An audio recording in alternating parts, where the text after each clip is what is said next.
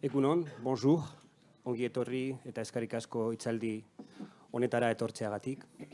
Bienvenue et merci beaucoup d'être venu à cette table ronde intitulée « Peut-on penser les plaies du terrorisme? Témoignages de victimes » organisée dans le cadre de l'exposition « Mémoire, hommage aux victimes du terrorisme » que vous pouvez voir ici à la médiathèque jusqu'à le 7 décembre.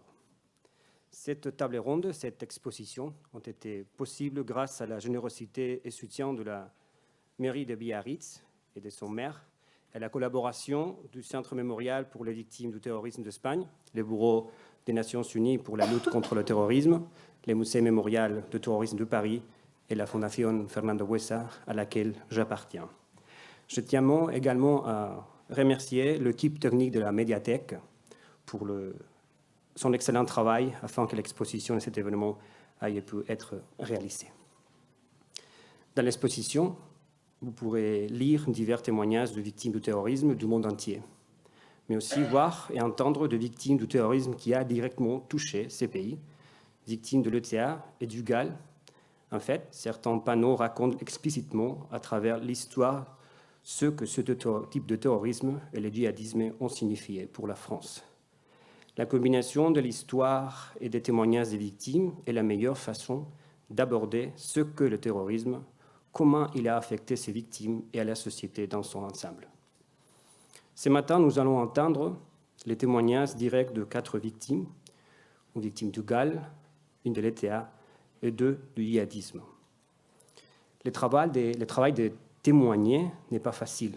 C'est pourquoi, avant de leur donner la parole, je tiens à remercier à Véronique, Martha, Nicolas et Cécile pour leur présence et pour leur immense générosité à raconter leurs histoires de vie traumatisées par l'action du terrorisme.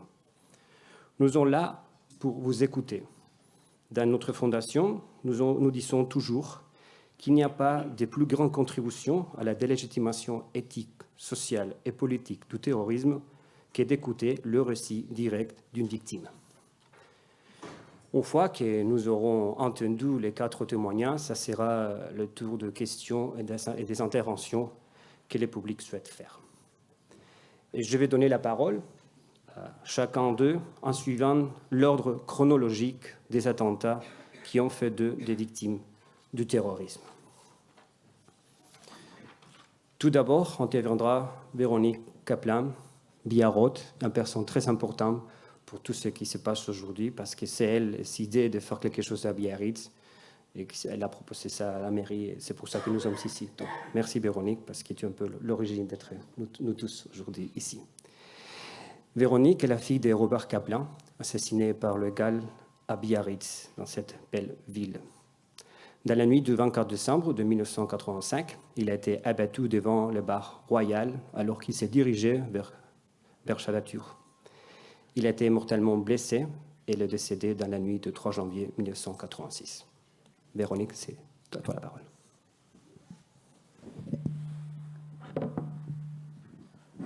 Merci à vous tous d'être ici présents. L'attentat a eu lieu le 24 décembre, ce jour où l'on prépare le réveillon de Noël. Mon père avait 37 ans. Il partait au travail et sur le chemin, il s'arrête pour prendre son café comme tous les matins. Tous les matins, il s'arrêtait au bar Le Royal. Et peu avant 8 heures, alors qu'il sort du bar, il ouvre la portière de sa voiture et il reçoit 4 balles dans le corps. Il décédera de ses blessures le 3 janvier 1986. J'avais 14 ans. Le monde s'écroule. La question que l'on pose est: peut-on panser les plaies du terrorisme? Penser, c'est soigner, c'est mettre un pansement. C'est ce que j'ai fait. J'ai mis un pansement, j'ai couvert ma plaie pendant des années, pendant 35 ans. Parce que pour penser, pour soigner ma plaie, il fallait d'abord penser avec un E. Penser le terrorisme. Penser avec un E, c'est selon le dictionnaire, appliquer son esprit à concevoir, à juger. Or, à 14 ans, difficile de concevoir, surtout quand la culpabilité, la peur et la colère prennent le dessus. La culpabilité parce que je me suis répété pendant des années que si ce matin je m'étais levée pour préparer le café à mon père, peut-être que cet accident ne serait pas arrivé, peut-être qu'il ne serait pas mort. Je n'aurais pas ce dernier souvenir de lui ce matin-là, me déposer un baiser sur le front pour partir travailler. J'aurais peut-être pu avoir plus de souvenirs avec lui. Et puis la peur de marcher dans la rue. Et en même temps faire attention où je pose le pied. Parce qu'une tache sur le trottoir, peut-être qu'en mettant le pied dessus, ça peut déclencher une bombe. C'est ridicule, c'est stupide. Mais la peur, c'est comme toutes les peurs, c'est souvent irrationnel. Peur des gens, ne pas trop parler, m'effacer. Je ne sais pas à qui j'ai affaire en face de moi. Est-ce qu'ils font partie des bons ou des méchants? Comme dans notre histoire, les bons sont devenus les méchants. Compliqué de faire confiance. En effet, j'apprends que c'est le GAL, la police, qui a tué mon père. Ils se sont trompés de cible. Après m'avoir interrogé, sans ménagement, pendant 5 heures, dans les locaux du commissariat de Biarritz, après avoir fait une perquisition à la maison, en bonne et due forme, où ils ont tout retourné, fouillé, saccagé. Oui, j'ai peur de la police. La colère après mon père d'être parti, de me laisser.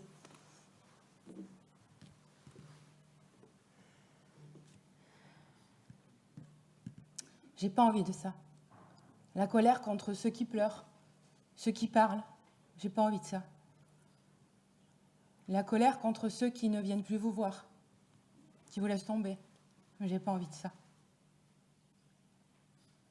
En juillet, qui a suivi la mort de papa, je suis partie en Bretagne, chez ma grand-mère, la mère de maman. J'y suis restée 1 an.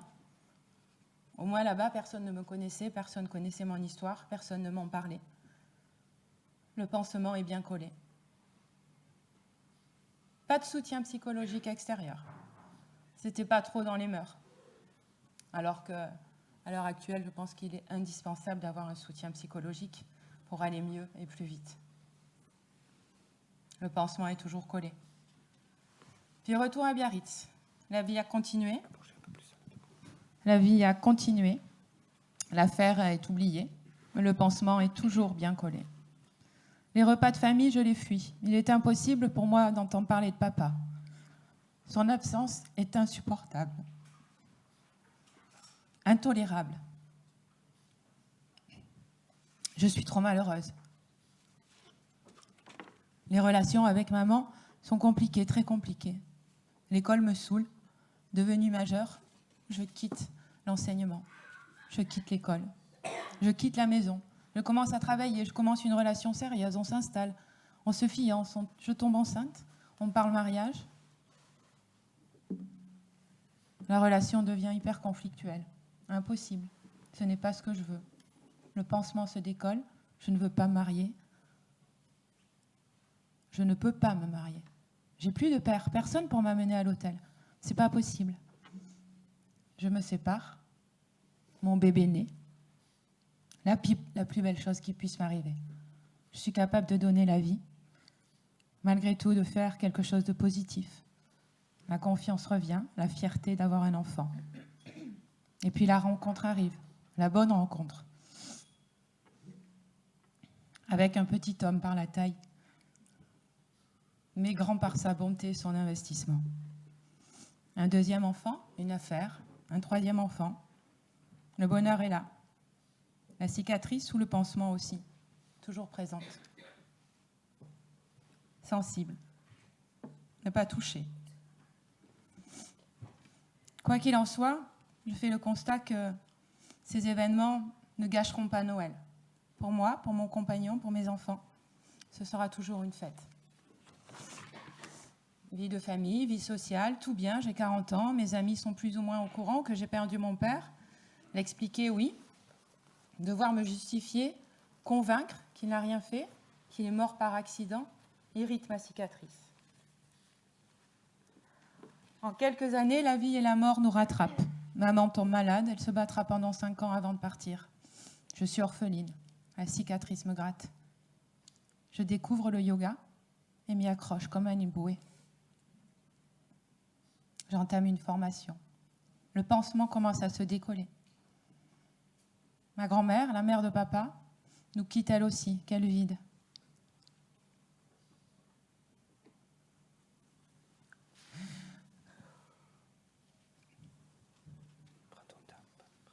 J'ai l'impression d'être seule, toute seule.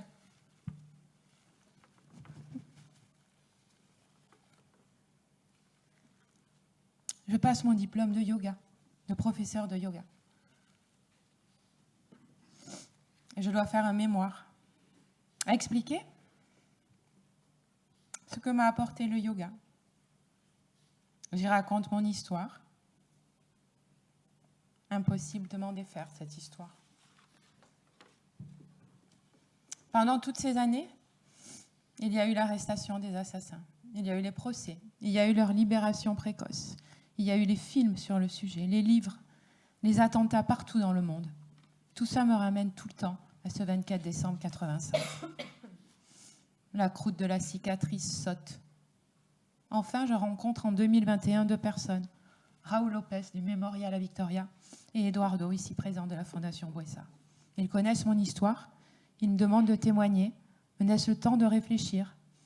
Alors je décide de venir toucher la cicatrice, comme quand on se fait opérer, quand on se blesse, que vous avez des points. Il faut venir la toucher pour enlever les adhérences. Petit à petit, je décide de les décoller, ces adhérences. D'abord en commençant à accepter d'être une victime, malgré le côté péjoratif que ce mot prend dans notre société actuelle. J'ai accepté l'interview qui m'était proposée par Raoul et Eduardo. Elle est visible ici dans l'exposition. J'ai accepté de participer à une commémoration aux victimes d'attentats à Portugalete en 2022, ma première prise de parole en public. L'année dernière, un colloque au Radisson à Biarritz, puis aujourd'hui avec vous. Pour moi, témoigner a été vraiment salvateur. Il m'a permis de me libérer d'un poids énorme. La cicatrice est toujours là et reste toujours là, mais aujourd'hui, j'en prends soin et j'essaye de vivre avec. Après des années de lutte contre moi-même, contre cette histoire qui est la mienne, je ne suis plus en lutte.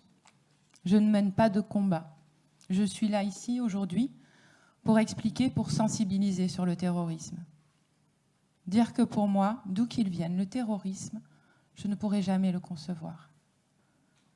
Témoigner, c'est aussi rendre hommage à mon père. C'est aussi un travail de mémoire pour que l'on n'oublie pas Robert Kaplan, mort pour rien, par la folie des hommes. Merci à vous tous.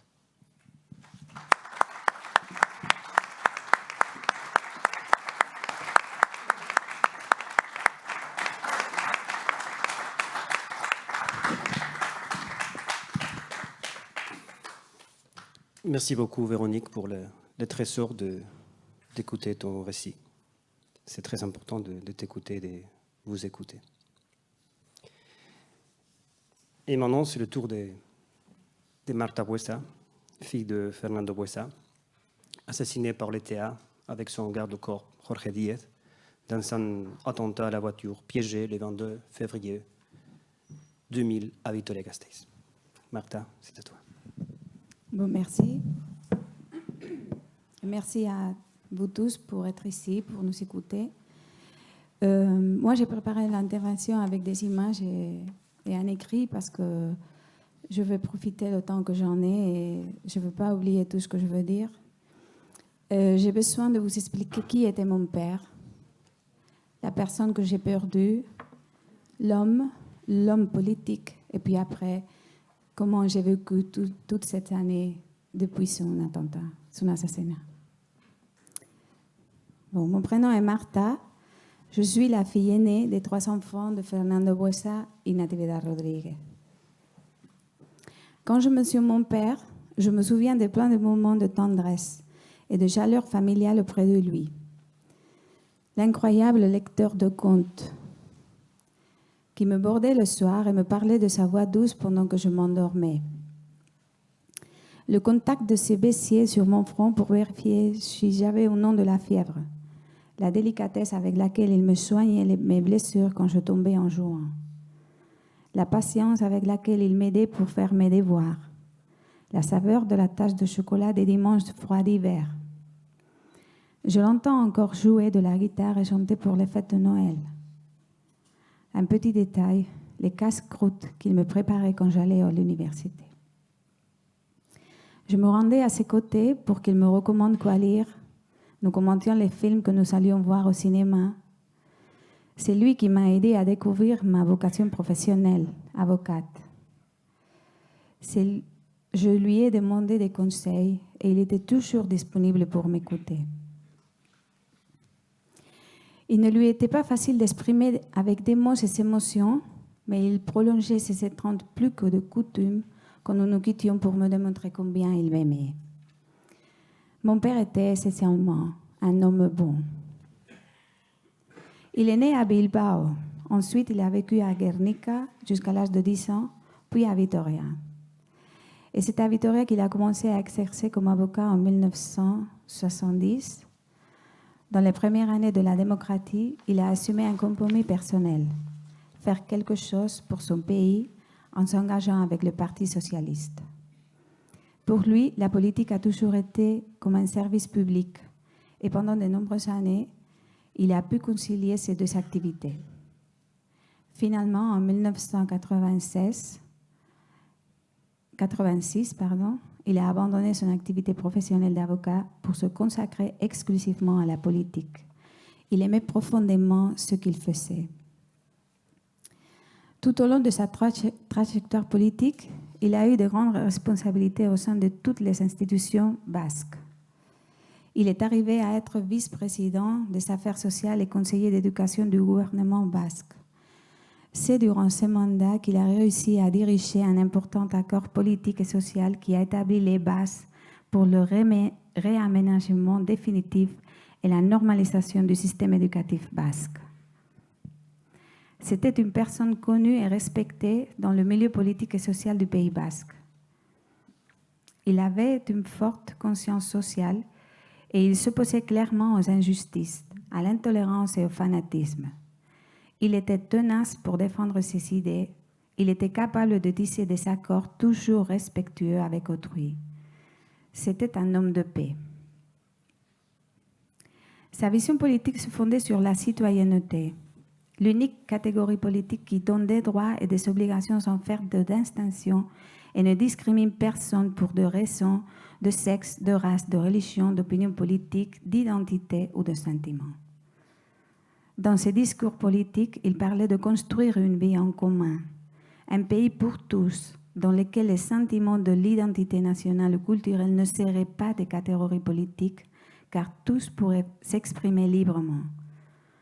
Construire la paix comme les gens du peuple et les gens de bien l'entendent.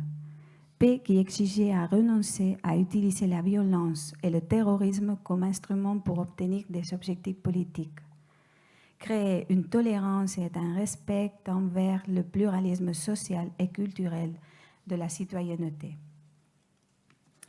Sa position face à la violence a toujours été catégorique et sa voix s'est élevée forte et claire pour dénoncer que l'ETA ne représentait rien qui puisse rendre service au pays et que dans la société basque, on pouvait défendre n'importe quelle cause politique avec des mots, à travers des voies démocratiques, mais ne jamais rien imposer à personne et encore moins par la force et avec la violence.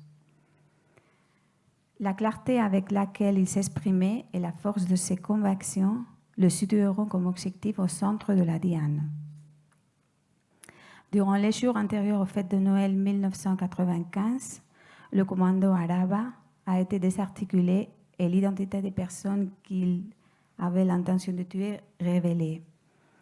Lui était sur la liste. Alors on lui a placé un service de protection de police. Ceci limita énormément sa liberté, de même que celle de ma mère. Ils aimaient beaucoup la nature et la campagne et avaient l'habitude de faire des voyages avec le caravane ici, dans les campings du sud de la France pour récupérer leur liberté, jouir d'espaces tranquilles et sûrs. Malgré la menace, mon père n'a jamais voulu quitter le Pays basque. Durant le cessez-le-feu total et indéfini que l'ETA décréta en septembre 1998, on lui retirera toute la protection policière. Et quand l'ETA a mis fin à la trêve, un escorte pour lui accompagner lui a été accordé. Longtemps après, nous avons su que ce fut durant cette période que le commando Ituren de l'ETA a réalisé le suivi et a planifié son assassinat. À ce moment-là, c'était le leader de l'opposition au Parlement basque. Le 22 février 2000, à 10h38, l'ETA l'a assassiné ainsi que son escorte, Jorge Díez Elorza, moyennant l'explosion d'une voiture piégée. Ils avaient 53 et 26 ans. Mon frère Carlos m'a donné la nouvelle par téléphone. Ses papas, ils l'ont tué. À partir de ce moment, j'ai été envahie par un énorme chagrin et une immense tristesse qui me surpassèrent. Une bonne partie de cet après-midi-là et le jour suivant restent comme un trou noir dans ma mémoire. Cependant, je me souviens parfaitement des moments précis. La maison de mes parents pleine de gens, voisins, amis, famille, hommes politiques. Entrer au Parlement et découvrir le cercueil fermé et penser « Je ne le reverrai plus jamais ». Et je n'ai même pas pu lui faire mes adieux. L'air frais sur mon visage quand les portes du Parlement se sont ouvertes, la tristesse poignante quand s'est fait entendre l'Aurescu d'honneur, avant de commencer une marche à travers différentes rues de la ville jusqu'à l'arrivée à la cathédrale. Les gens qui se bousculaient tout au long du parcours en applaudissant. L'odeur de toutes les fleurs en entrant dans la cathédrale. Le lieu de l'attentat ravagé par le feu, plein de messages, de lettres, de bougies allumées. En repensant à ces jours, je sens que nous avons eu de la chance grâce à l'énorme soutien social que nous avons eu. Je comprends les déchirements de tant de victimes, comme Véronique ici, qui ont vécu la même chose que moi dans une stricte solitude. 24 ans sont passés et parcourant mon processus vital, je vois que durant les premières années, le chagrin m'envahissait d'une façon telle que j'ai consacré mon énergie à résister, à survivre et à construire ma famille. Mes enfants ont été mon moteur, mes petits instituteurs. Avec eux, et petit à petit, j'ai mis des mots à tant de désolation. Lorsque j'ai commencé à répondre à leurs questions.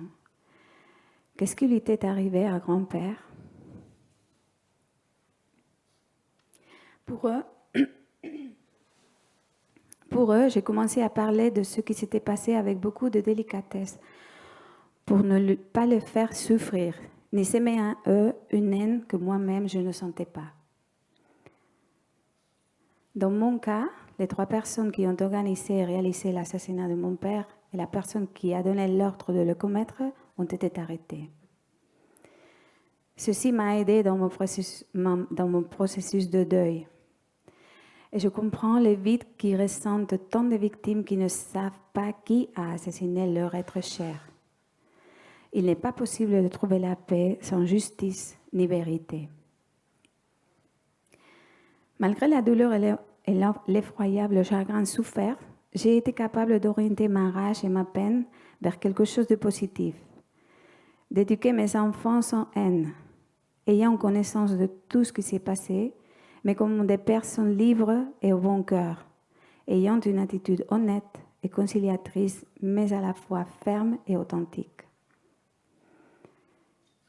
J'ai eu l'opportunité de connaître et affronter la souffrance d'autres victimes, et surtout de comprendre qu'il nous correspond à nous d'écouter cette douleur, de l'affronter et de l'accueillir, car c'est uniquement ainsi que nous pourrons construire les bases d'une vie en commun saine.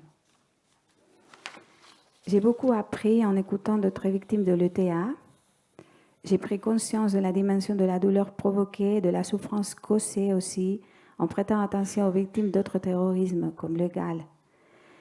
Et aussi aux mêmes assassins qui ont fait un parcours pour trouver leur humanité perdue vers le chemin de la paix et cherchant un sentier vers une reconstruction de la vie en commun. Ce désir ardent que me soutient, c'est de faire tout ce qui est entre mes mains pour que ce que nous avons vécu ne s'oublie pas et ne se répète jamais. Il est nécessaire de réveiller la commodité dans laquelle vivent ceux qui se perçoivent qu'oublier est la solution, le remède, en activant ainsi l'intelligence émotionnelle collective. La mémoire des détails qui ont tissé notre existence au long de toutes ces années nous permet d'avoir conscience de l'effet dévastateur que le terrorisme de l'ETA a eu dans notre société. Nous ne pouvons pas l'ignorer ni prétendre construire sur lui les bases d'une vie en commun saine. L'ETA n'a pas été seulement les terroristes qui matérialisaient les attentats. C'était en plus les informateurs, les espions, les mouchards, les collaborateurs, ceux qui lui offraient refuge, armes et sécurité. Et c'était aussi ceux qui les acclamaient et qui rendaient leur cause légitime dans les institutions publiques. Le philosophe Reyes Mate dit « Lorsque l'on tue, beaucoup de choses meurent. » Le terrorisme de l'ETA a assassiné plusieurs vies, a supprimé des futurs, a détruit des familles, a séparé des amis, des voisins. Au Pays Basque et en Navarre, il a détruit les libertés, l'empathie, la solidarité, le respect et la compassion. Il a laissé une communauté dévastée qui s'est montrée durant des années indifférente et impassible face à la violence, souvent éloignée et hostile, parfois cruelle et déshumanisée envers les victimes. La perte complète des valeurs et la perversion morale, de même que la douleur et la souffrance occasionnées, ont des racines profondes dans notre terre. Ça fait maintenant 13 ans que l'ETA a arrêté de tuer, mais elle se résiste à disparaître de nos vies et la violence n'a pas été totalement répudiée ni exilée. Le discours de haine est toujours présent et les mythes avec lesquels ils ont tué aussi. Le 5 octobre 2023, ils ont attaqué le monument érigé à l'endroit où l'ETA a assassiné mon père et Jorge. Et le jour suivant, ils ont saboté la tombe où reposent les cendres de mon père, avec de la peinture noire et des excréments. Ce fut une attaque directe à notre cœur. Et une fois de plus, Euskal Herria Bildu n'a pas voulu se rejoindre à la déclaration institutionnelle de condamnation de la mairie de Vitoria.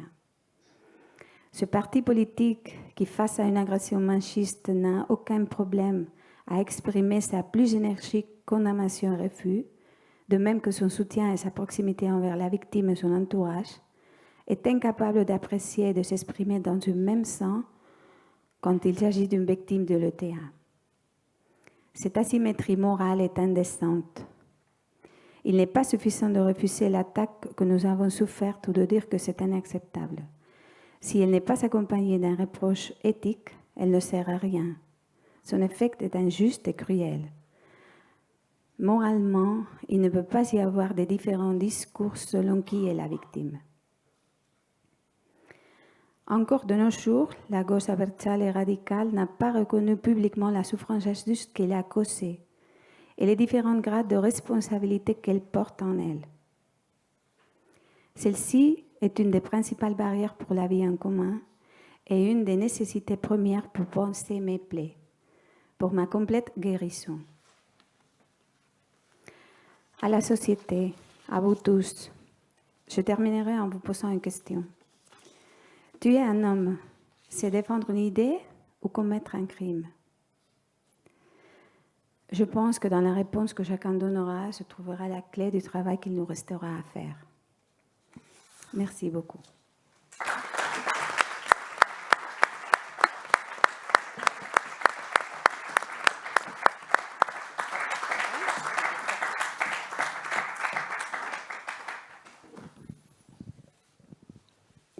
Muchas gracias, Marta. Merci beaucoup, Marta, pour ton témoignage et pour les images qui touchent beaucoup.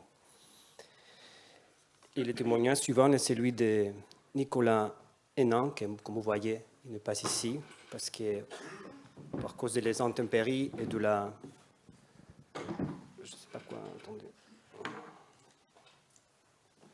À cause des intempéries, la météo en Europe, il n'a pas pu se rendre ici à Biarritz, mais dans cette visioconférence. Donc, bonjour Nicolas, je veux te présenter, on va t'écouter. Donc, Nicolas Hénin, journaliste, enlevé par l'État islamique le 22 juin 2013, s'est libéré le 18 avril 2014. Nicolas Hénin est l'auteur, entre autres, de Papa Hérisson, rentrera-t-il à la maison, Flammarion 2015, et Comprendre le terrorisme, Fayard 2017. Donc, Nicolas, merci pour être ici, même si tu n'es pas avec nous, et merci pour l'effort de témoigner et d'être avec nous ici. Merci beaucoup. Je vois la salle pendant que je retournais l'ordinateur pour voir la salle, ou si c'est trop compliqué. Super, merci beaucoup. Bonjour à tous, je suis très honoré d'avoir été invité. Désolé de ne pas être physiquement présent. J'aurais beaucoup aimé être là avec vous, pouvoir aussi visiter cette exposition. C'est le genre d'initiative que je trouve vraiment très fort et très important.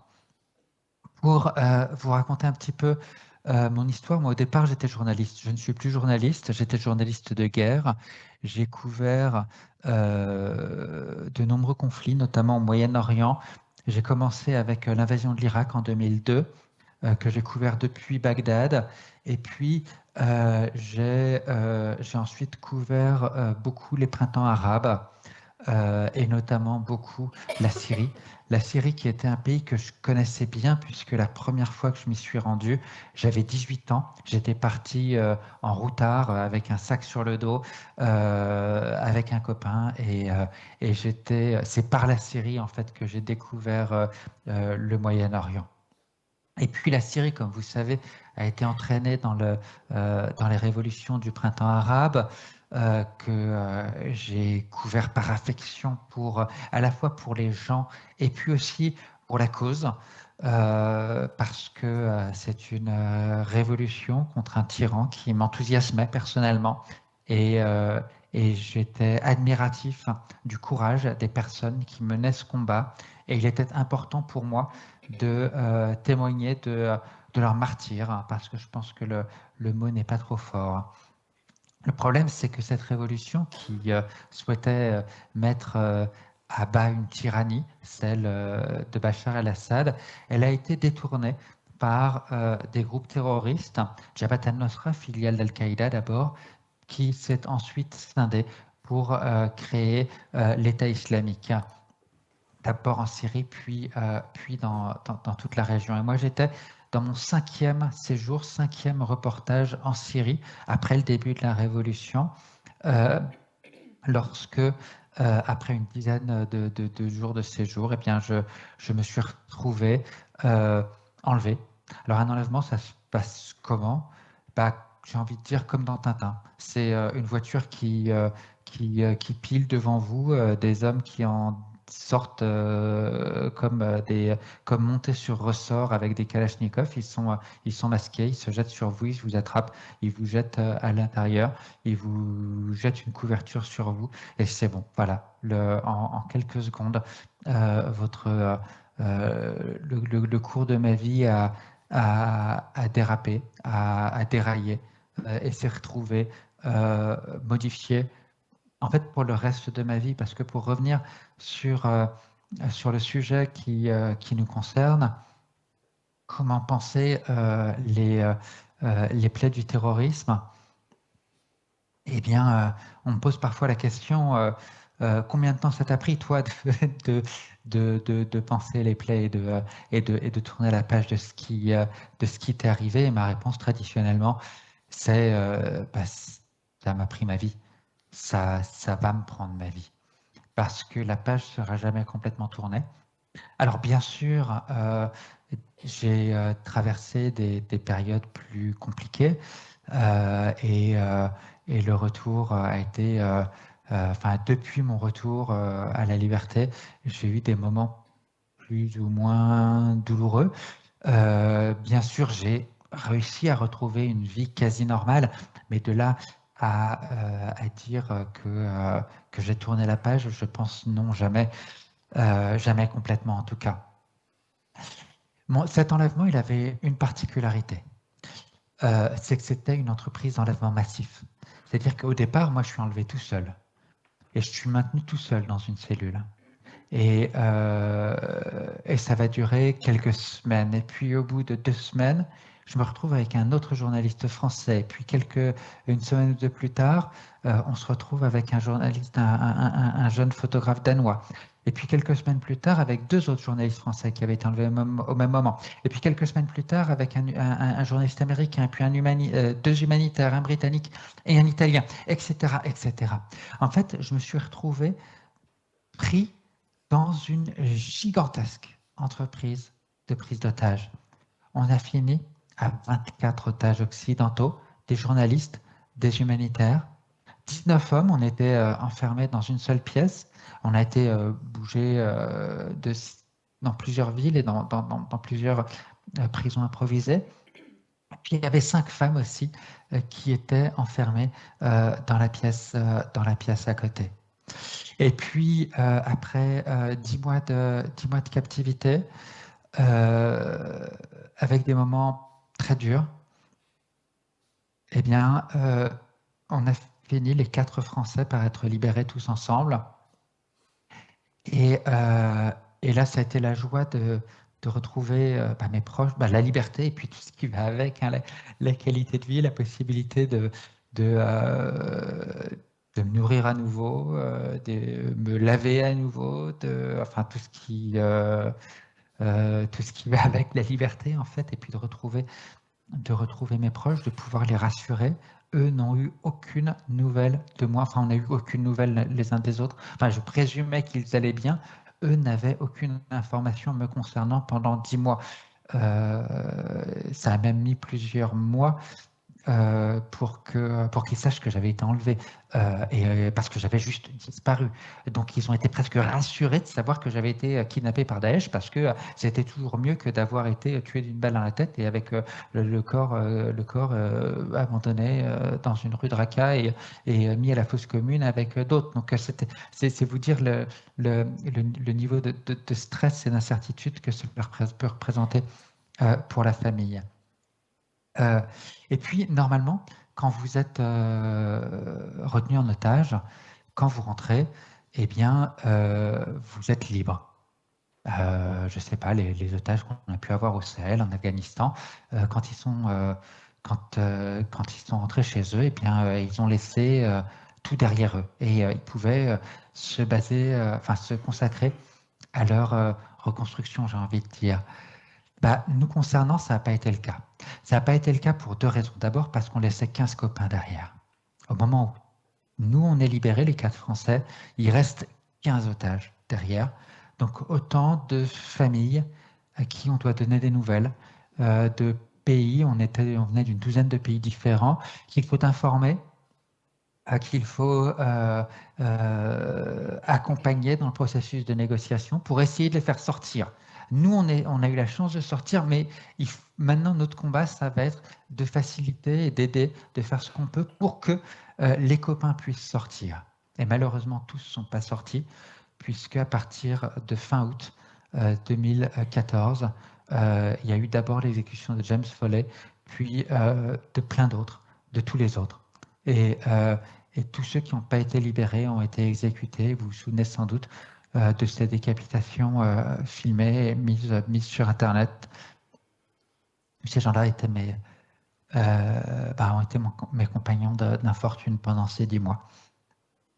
Et puis, même après que les exécutions se terminent, il y a eu, normalement aussi, quand on est libéré, on laisse tout derrière soi, sauf que là, parmi mes preneurs d'otages, ce n'étaient pas tellement des Syriens, quand bien même c'était en Syrie. C'était beaucoup des Occidentaux. Et des Occidentaux qui n'ont pas tardé à revenir Il y a eu d'abord Mehdi Nemmouche qui a commis une fusillade, un attentat au musée juif de Bruxelles. Et je me suis retrouvé très vite embarqué dans des procédures judiciaires et reconnaître des gens qui passaient à la télé parce que c'est les terroristes qui ont été interpellés ou identifiés juste après avoir commis un attentat. Moi, j'habitais à Paris au moment du 13 novembre et j'avais pas mal d'amis qui m'ont dit tiens, j'avais des amis au Bataclan. Je connaissais quelqu'un qui était au Bataclan. Bah oui, moi aussi, je connaissais quelqu'un qui était au Bataclan, mais il était sur scène et il ne jouait pas de la musique. Donc, je me suis retrouvé avec mes preneurs d'otages, certains de mes preneurs d'otages, qui sont revenus jusque dans la ville dans laquelle j'habitais plus d'1 an après ma libération et qui se sont revenus pour tuer. Et que j'aurais croisé au coin de la rue et qui auraient pu croiser mes enfants dans la rue. Et ça, c'est d'une grande violence et complètement inhabituelle, évidemment, en termes de lorsque l'on est victime d'une prise d'otage à l'étranger. Il y a eu du bon aussi. J'ai rejoint de grandes familles. J'ai rejoint la grande famille des victimes du terrorisme et c'est aussi la raison pour laquelle je regrette de ne pas être sur scène aujourd'hui, parce que ça m'aurait permis de prendre dans les bras toutes les personnes qui sont sur cette scène et parce que malgré la grande différence de temporalité, de type d'attentat, de type de niveau de victime qu'on est entre avoir perdu un proche, un parent, avoir été blessé, avoir été capturé, nos histoires sont très différentes. L'idéologie qui motive les personnes les groupes qui ont commis l'attaque est très différente, mais au final, on reste une grande famille. Et cette solidarité, je l'ai retrouvée avec les victimes du 13 novembre, avec des victimes d'autres attaques, avec d'autres engagements que j'ai pu avoir. Et l'engagement a été que j'ai eu depuis mon retour, que ce soit un plaidoyer pour la Syrie, un plaidoyer contre la haine, un plaidoyer pour au profit de ce genre d'événement, hein, comme celui qu'organise la mairie de Biarritz. J'ai eu la chance d'avoir été invité à rejoindre le conseil scientifique du musée mémorial du terrorisme, qui est un projet auquel je tiens énormément et qui est très fort. Et puis, en fait, au-delà de cette famille de victimes, je me sens aussi fondamentalement proche du... Enfin, j'ai rejoint d'autres types de familles. La famille des résistants. J'étais à un hommage à Paris, à la Bibliothèque nationale de France, à Germaine Tillion cette semaine. Et je me retrouve dans ce qu'elle a écrit. Je me retrouve dans cette description de son camp de Ravensbrück et son opérette qu'elle écrit en détention, en captivité. Elle écrit une opérette pour se moquer des SS qui la retiennent, Verfügbar aux enfers. Et j'ai été, moi aussi, d'une certaine façon, un Verfügbar. Je me retrouve aussi dans les récits des survivants de la déportation. Et quand j'en rencontre, je suis pris d'une immense affection parce que nous avons vécu quelque chose de très différent, évidemment. Il ne s'agit surtout pas de venir d'une façon un peu imposture, m'approprier l'histoire d'autres. Nous avons tous vécu des histoires différentes, mais nous avons tous une forme d'empathie l'un pour l'autre, très proche.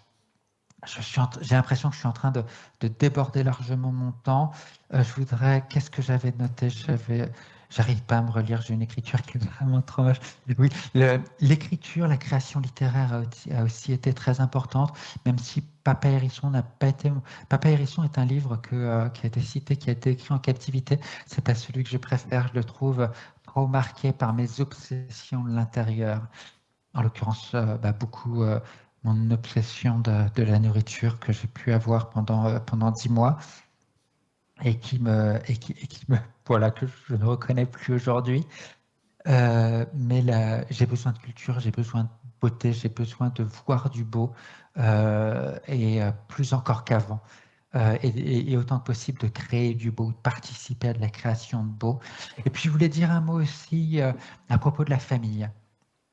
La famille, quand on est pris dans une attaque terroriste, c'est à la fois une énorme vulnérabilité.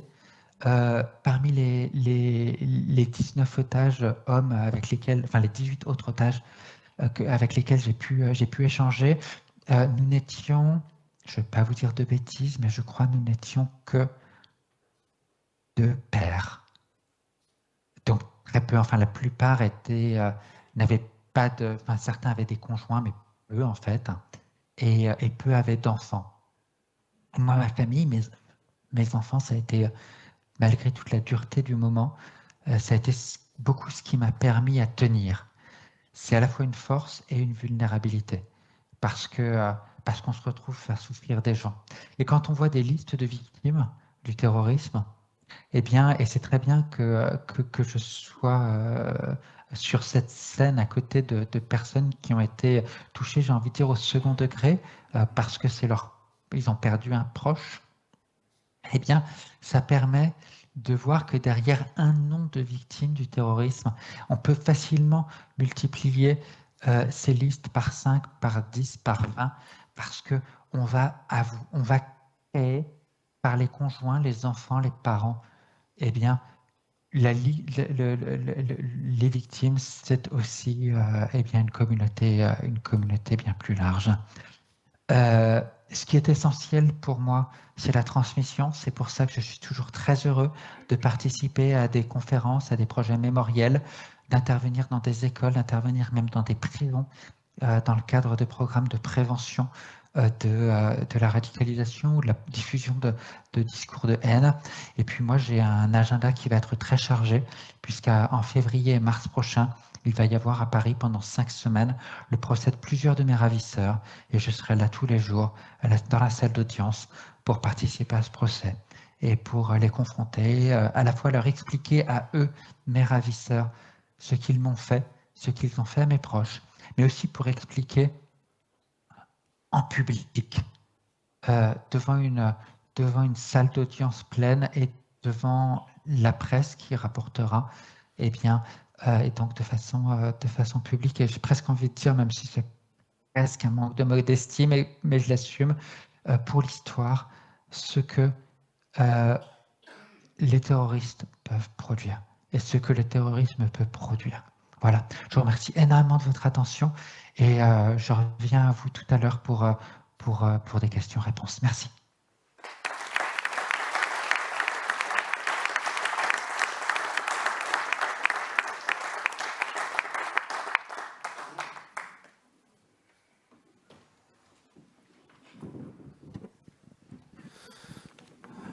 Merci beaucoup, Hénin, pour nous transmettre si bien ton témoignage et aussi pour le immense travail que tu fais comme journaliste et comme écrivain pour raconter, expliquer qu'est-ce que le terrorisme. Donc, merci bien. Et pour finir cette table ronde de témoignages, je vais donner la parole à Cécile Razin, victime de l'attentat et de la prise d'otage d'hôtel Radisson Blu de Bamako, Mali, le 20 novembre 2015, par un groupe djihadiste affilié à Al-Qaïda. Dans un an 2015 qui a touché beaucoup la France, mais ailleurs, et voilà les témoignages de Cécile pour nous raconter une histoire. C'est la première fois que publiquement Cécile fait son témoignage, et voilà, nous sommes très invités de t'écouter et d'être avec toi. Donc, voilà. Bon, merci Eduardo, merci à tous. Merci Nicolas, merci Véronique, merci Martha. Je me retrouve dans beaucoup de ce que vous avez dit. Ce qu'il faut savoir, c'est que en 2015, quand je pars à Bamako, donc le 19 novembre, j'ai 2 ans avant ça traversé une période déjà très douloureuse. C'est pour ça que vos témoignages ont été très émouvants pour moi, parce que j'ai perdu mon père et mon grand-père dans la foulée. Donc, je sais ce que ça représente déjà juste de perdre son papa. parce que c'est la sécurité, c'est la protection. Donc voilà pourquoi j'étais très émue. Donc déjà, je partais pas, on va dire, dans les meilleures dispositions. Ça a été compliqué de me remettre de tout ça. Le 19 novembre, quand on part, oui, c'est une semaine après le Bataclan. Moi, je suis hôtesse de l'air, j'arrivais de Hong Kong, donc on a atterri quand on a pu allumer nos téléphones. Donc évidemment, hein, nous, en tant que steward et hôtesse de l'air, on n'a pas le droit de toucher le téléphone avant de sortir de l'avion. Mais tous les gens allument leur téléphone et là, tout le monde se met à pleurer, il y a des cris, il y a des...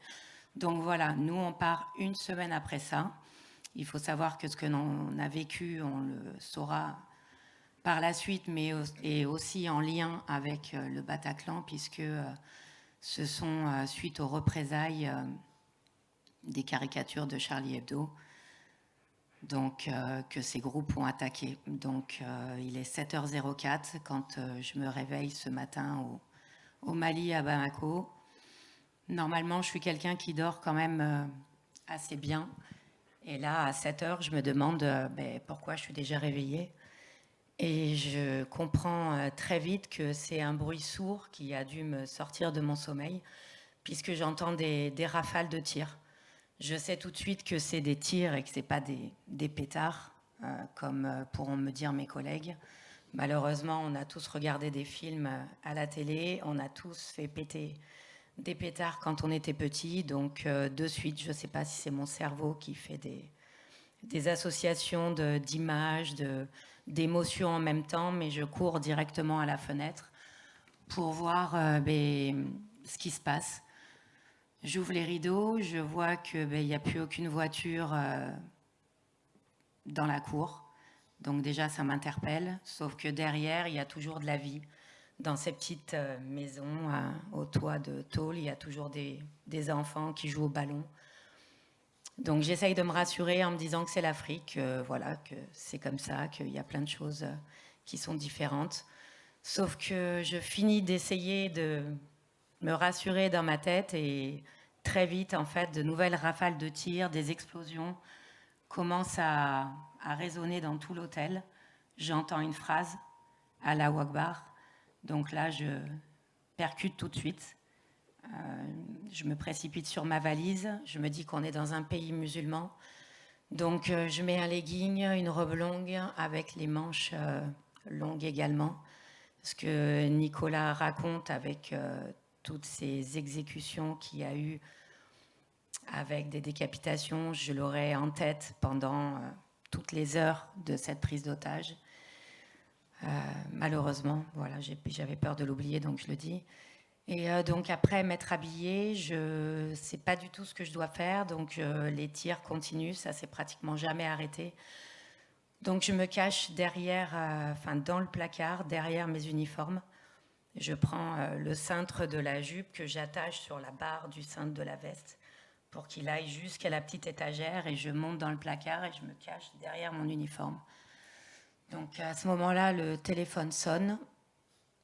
C'est la confusion dans ma tête, je ne sais pas si je dois répondre. Juste avant que ça se produise, que le téléphone sonne, j'essaye d'appeler ma chef. C'est comme ça qu'on fait en général quand il y a quelque chose qu'on ne comprend pas ou un événement assez grave.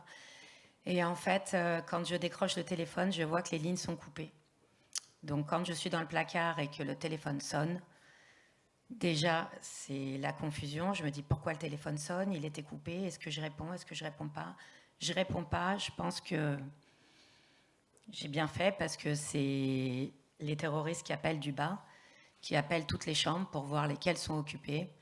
Quand ils arrivent par l'entrée de l'hôtel. Donc dans tout ce que vous lirez, c'est marqué qu'ils étaient 2. Non, ils étaient au minimum 5. Parce que les 2 que j'ai vus morts n'étaient pas celui que je verrai plus tard dans l'œilleton de ma porte. Mes collègues entendent aussi une femme, donc ça fait déjà 4, et on a la description d'un autre homme qui complétera, on va dire, la triste équipe. Donc, pour en revenir au placard, je prends mon téléphone portable et le seul lien que j'ai, d'où l'importance aussi de la famille, c'est Internet qui fonctionne toujours. Donc ce qu'il faut bien se dire, c'est qu'au bout d'une demi-heure, les sirènes dans l'hôtel retentissent. Un bruit que j'ai entendu, là, c'était la date anniversaire, le 20 novembre, donc il y a 3 jours, qui a recommencé à se présenter dans ma tête, là, depuis une petite semaine. Donc comme quoi le corps a une mémoire difficilement, je ne sais pas comment on peut dire, mais apprivoisable en fait. Donc voilà, cette sirène est revenue. Donc celle-là, je vais l'entendre de 7h jusqu'à, je crois, 13h45 quand on m'exfiltre. Donc je suis dans le placard, j'ai mon téléphone, j'ai le lien avec mon mari. J'attends quand même assez longtemps parce qu'on fait le même travail. Je ne veux pas l'inquiéter pour rien. Mais je sais qu'il part à Cuba et qu'il va falloir que je le prévienne parce que je suis intimement persuadée que je reviendrai jamais chez moi.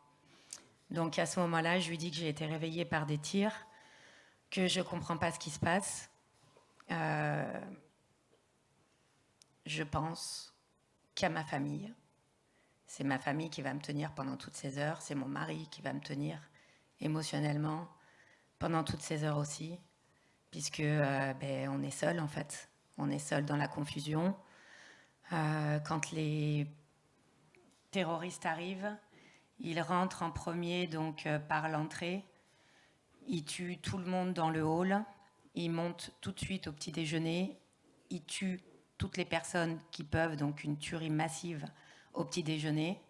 Les seules personnes qui vont réussir à s'échapper, pensant qu'elles ne peuvent pas sortir puisque le danger vient de l'extérieur, vont essayer de s'entasser dans l'ascenseur pour remonter dans leur chambre. L'ascenseur va être en surcharge, le terroriste va venir et tuer toutes les personnes à l'intérieur.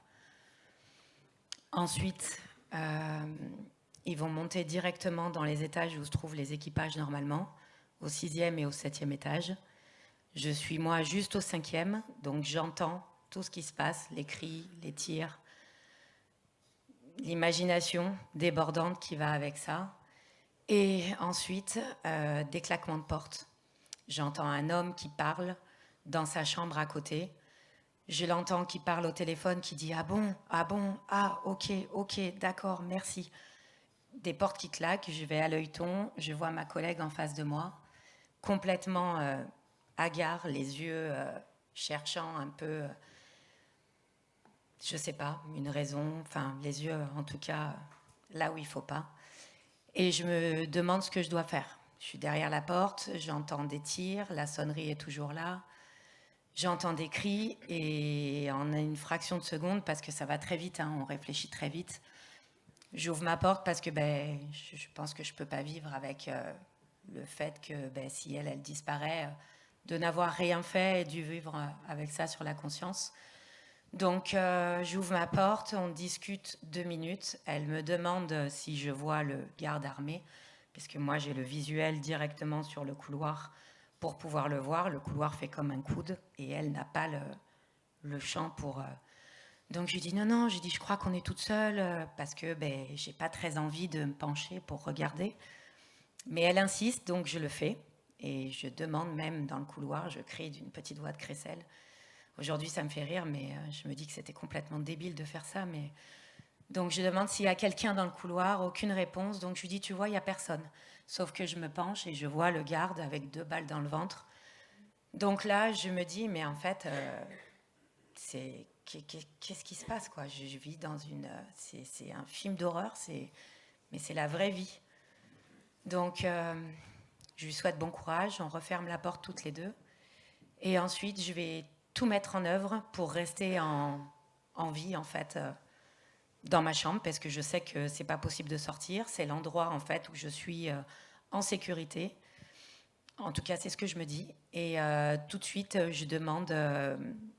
à mon mari ce qu'il en pense, qu'est-ce que je dois faire, est-ce que je me mets au sol, j'ai pensé à la baignoire parce que j'ai entendu Allahu Akbar et que je me dis que s'il y a des explosions, peut-être que la baignoire, si elle se retourne, elle peut me protéger d'un souffle ou d'une explosion, alors que bon, maintenant on sait très bien que non, ça m'aurait protégé de rien, mais Voilà, ça me rassure à ce moment-là. Et mon mari me dit non, mets-toi par terre, non. Enfin voilà, donc c'est la confusion. Quand on parle de la baignoire, oui, oui, c'est bien, mets-toi dans la baignoire. Bref, j'ai plus de batterie, donc je ressors à chaque fois. Je rebranche, donc à chaque fois que je reviens, ben lui, il est inquiet aussi parce que j'ai pas donné de nouvelles pendant 5 minutes. Donc oui, oui, je suis toujours là. Donc c'est ce que je... On en revient à la question de la culpabilité tout à l'heure. Nous, on le vit, mais nos familles, en fait, ils le vivent avec nous de plein fouet. Donc on en parlera tout à l'heure, mais d'où l'importance d'être bien entouré. Moi, j'ai eu la chance parce que justement, ça m'a tenue. Je vais essayer de ne pas perdre le fil parce que comme j'ai rien préparé, que c'est la première fois. J'en suis où? J'en suis à la chambre. Je suis dans la baignoire. Donc à ce moment-là, quand j'ai ouvert la porte, l'air est en fait assez vicié parce qu'il y a eu des explosions. Ce qu'ils veulent, c'est créer la confusion dans votre tête. Donc ils veulent que vous arrêtiez de réfléchir et que vous fassiez n'importe quoi. C'est-à-dire, pour eux, que ce soit facile, ça explose. Qu'est-ce qu'on fait? On sort, on essaye d'aller se mettre en sécurité dehors. Non, justement, il fallait rester dans sa chambre. Tous ceux qui sont sortis sont morts. Donc je vais, alors ça c'est ce qu'on se dit, on est très bien entraîné quand même. Parce que quand je ferme la porte, il y a quand même de la fumée dans la chambre. Il faut que moi, je reste quand même bien pour pouvoir agir. Donc, je vais chercher des linges humides que je mouille pour la fumée, que je vais mettre sous ma porte. Et c'est en les mettant, en fait, sous ma porte que je vérifie, c'est ce qu'on nous demande, nous, équipage, quand on a un problème dans l'avion. Avant d'ouvrir une porte, on vérifie à travers la porte les conditions extérieures. Donc, des formations professionnelles, je mets les linges humides sous la porte et je vérifie les conditions extérieures. Et là, je vois arriver le terroriste, un des terroristes, au bout du couloir, habillé tout en noir, avec une espèce de blouson, dans une texture, on va dire, synthétique, puisque les lumières se reflètent dessus, donc un peu brillant. Il est très gros sur le dessus, alors qu'il est tout fin. Donc c'est ce que je dirais après au service secret. Je pense qu'il avait un gilet explosif ou quelque chose dans ce style, mais qui a été vérifié par la suite. Il a la Kalachnikov en bandoulière et il marche avec des grands pas sur la pointe des pieds, comme un chat, hyper délicat, sans bruit. Et là, je suis derrière la porte et évidemment, il arrive à ma porte. Il se rapproche pour tendre l'oreille. Donc c'est complètement débile, mais je m'arrête de respirer. Il a théoriquement la sonnerie dans les oreilles, mais ça, on s'en rend compte des années ou des mois après. Donc il ne peut pas entendre, mais moi, à ce moment-là, j'en sais rien. Donc je me mets en apnée et je ferme les yeux. Donc je le vois je ferme les yeux quand il se rapproche de la porte et qu'il colle son oreille sur le judas. Donc en fait, il a l'oreille collée sur le judas. Moi, j'ai l'œil derrière la porte et il n'y a que la porte qui nous sépare. Je ferme les yeux pour un moment, j'en sais rien, des secondes certainement. Je rouvre les yeux parce que y a un moment, il faut quand même agir. Et en rouvrant les yeux, c'est toujours noir. Comme il y a toujours eu des tirs, je me pose la question très rapidement de savoir s'il est toujours derrière la porte ou si c'est une lumière qui a pété, on est dans le noir, j'en sais rien. Sauf que j'ai pas le temps de finir mon raisonnement, que l'oreille se décolle, oui, il est toujours là. Il va pour repartir, mais il revient en arrière et dans un mouvement assez brusque, il se rapproche de la porte en fait. Et son œil vient violemment contre le mien. Et à ce moment-là, une petite voix intérieure me dit « Cécile, bouge ». J'ai le placard à ma gauche, donc l'option du placard ne me paraît pas la plus judicieuse, puisque si je fais un faux mouvement, ce qui aurait pu être le cas, il aurait entendu du bruit, et le fait qu'il revienne, pour moi, c'est qu'il a eu un doute. Donc je me glisse sur le côté droit, du coup, juste devant la porte vitrée de ma salle de bain. Et à ce moment-là, il y a comme un espèce de souffle. Et ça tire dans ma porte. La poignée se met à bouger. Et là, je parle à ma porte en lui demandant « S'il te plaît, petite porte, protège-moi, protège-moi ». Voilà, la porte s'arrête de bouger et je vais me répéter pendant des heures qu'il a oublié la 627. Par rapport à ça, j'explique, il me semble, à mon mari qu'il ne faut plus qu'il m'envoie de messages, qu'il faut que je me concentre parce que j'ai vu quelqu'un derrière la porte. Mais comme on en avait discuté tous les deux et qu'on avait dit que la baignoire, c'était une bonne option, je vais me mettre dans la baignoire. Je mets la couette sur moi pour me protéger, en fait, je sais pas, pour faire comme un petit cocon et me sentir peut-être au mieux. Le linge humide sur le nez pour respirer. Et à ce moment-là, il m'arrive un truc que j'aurais jamais pensé. Ces choses que vous lisez sur Internet, je me retrouve, après avoir eu le cœur comme s'il allait sortir de ma poitrine, au-dessus de mon corps, en train de flotter. Voilà. Donc, je vais réintégrer mon corps. Je me souviens juste que j'ai un grand soupir et qu'en fait, quand j'étais là-haut, je me sentais bien, j'étais protégée et j'ai vachement culpabilisé par rapport à ça parce que je me disais que c'était pas possible de se sentir aussi bien en vivant un truc aussi fou. Je suis pas catholique, j'ai récité le Notre Père comme si je l'avais appris depuis que j'étais toute petite. J'ai vu un grand lion de lumière se présenter à moi. Et là, à ce moment-là, je me suis dit, ça va être compliqué, parce que là, ça commence à... Enfin, à ce moment-là, je me demande comment je vais rentrer, parce que tous ces phénomènes, ils sont quand même, pour moi, pas normaux. Donc, j'ai toujours les... On a une cellule d'urgence au travail, je reçois des messages, on me dit que je vais être exfiltrée. À ce moment-là, je sais même pas ce que ça veut dire, je crois. Je sais pas si c'est parce que je suis trop prise par le stress ou trop prise par mon cerveau à essayer de tout mettre en œuvre, en fait, pour rester vivante dans ma chambre. Mais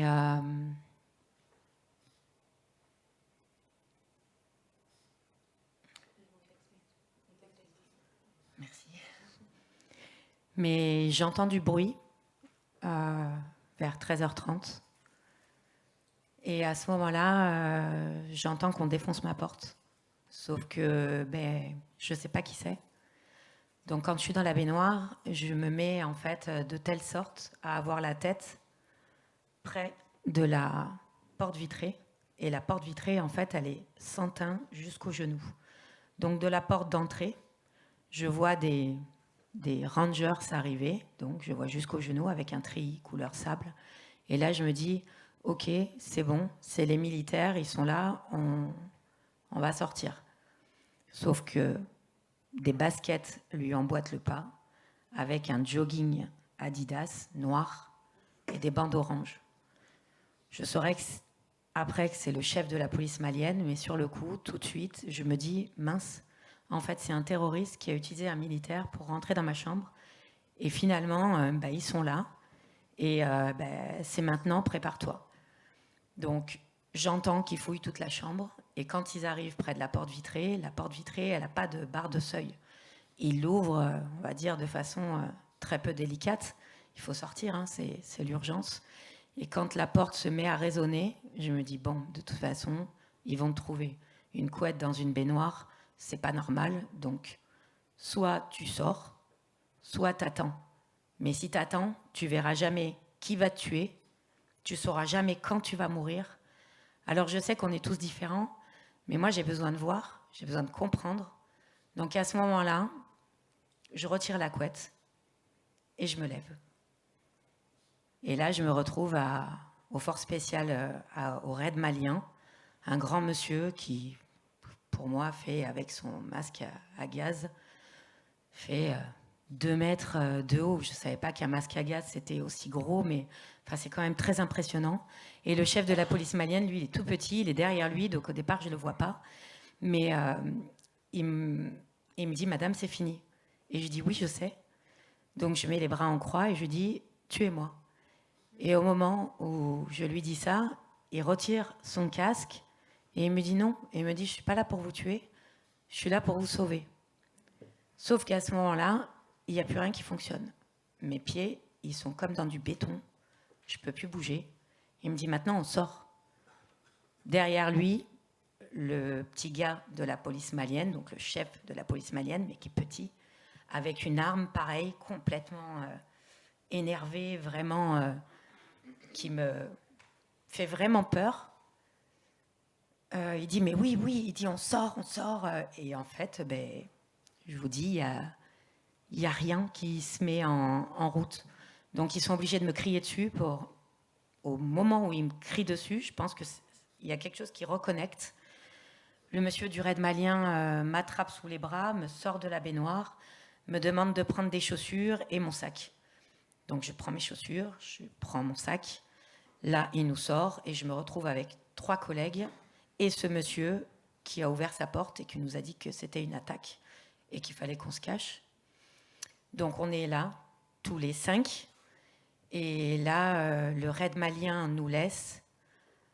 Le raid malien et le chef de la police malienne nous laissent pour aller ouvrir d'autres chambres qui, comme moi, étaient bloquées ou sortir d'autres personnes, exfiltrer d'autres personnes. Donc, c'est un monsieur avec un gros gilet pare-balles qui arrive, un Libanais, avec un fusil à pompe, qui nous prend, qui nous amène au fond du couloir via les escaliers de secours, puisque l'ascenseur est rempli de corps et donc n'est plus fonctionnel. Et au moment où il nous amène dans les escaliers de secours, évidemment, ils ont essayé de cacher le corps du garde derrière une petite porte. On voit encore ses pieds dépassés. Donc on voit ça, donc ma collègue voit ça. Il nous fait un briefing en y disant que les terroristes sont à l'étage inférieur, qu'il va falloir sortir, qu'on ne parle pas, que les forces spéciales vont communiquer par signe et qu'il faut juste qu'on les suive. Donc c'est incroyable la force en fait du mental et du corps, parce que quand on vous parle, c'est comme si vous saviez tout.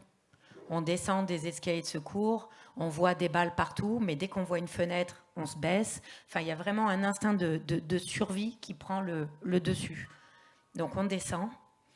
À chaque étage, il y a un militaire qui tient en joue le couloir, qui fait des signes pour dire voilà si on peut y aller ou pas.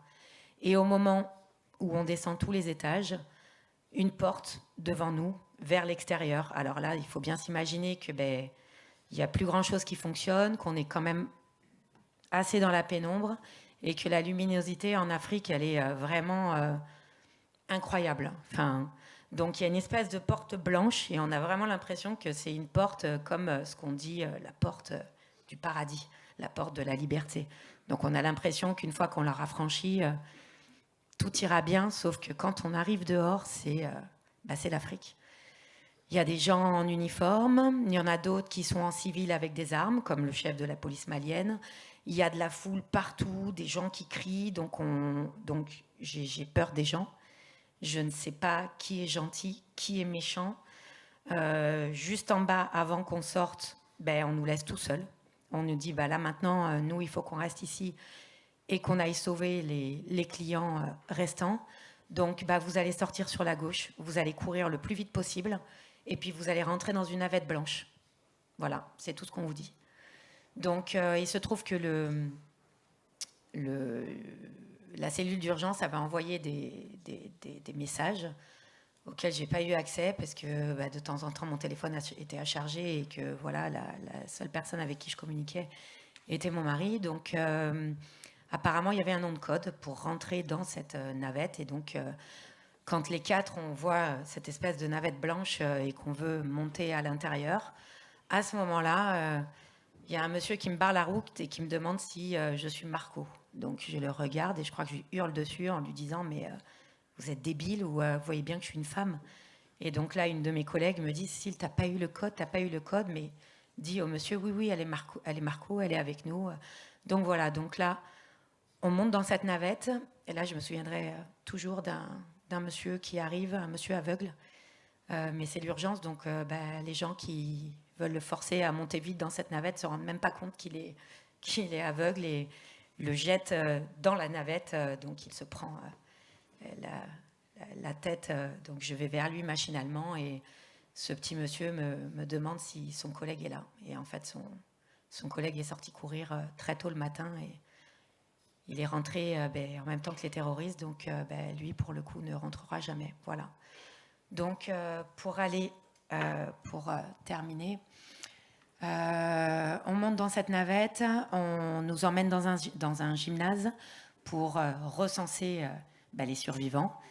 Dans ce gymnase, comme Nicolas, on attend en fait le retour des autres parce qu'on était 12 et que là, on est sorti à 4 et qu'il en manque. Donc il y en a un qui arrive et lui, on voit qu'il est déjà touché sévèrement parce que quand il arrive, il est complètement perdu, on lui fait signe, il part dans l'autre sens. Donc il y a des gens qui viennent nous parler, on est vraiment sur le qui-vive, comme si on voulait se cacher. Déjà à ce moment-là, on est terrorisé. On va arriver ensuite de ce gymnase à l'ambassade. Et à l'ambassade, on voit notre histoire en fait à la télé. Donc on se rend compte que effectivement, ce qu'on vit, c'est vraiment réel. Le RPIMA, donc les premières forces spéciales, le premier régiment là, de Bayonne, vont nous retrouver ensuite à l'ambassade, puisque c'est eux qui ont été missionnés, on va dire, de Gao au Mali, là où ils étaient en mission, pour venir tuer le restant des terroristes. Donc je vais manger avec eux au mois de janvier.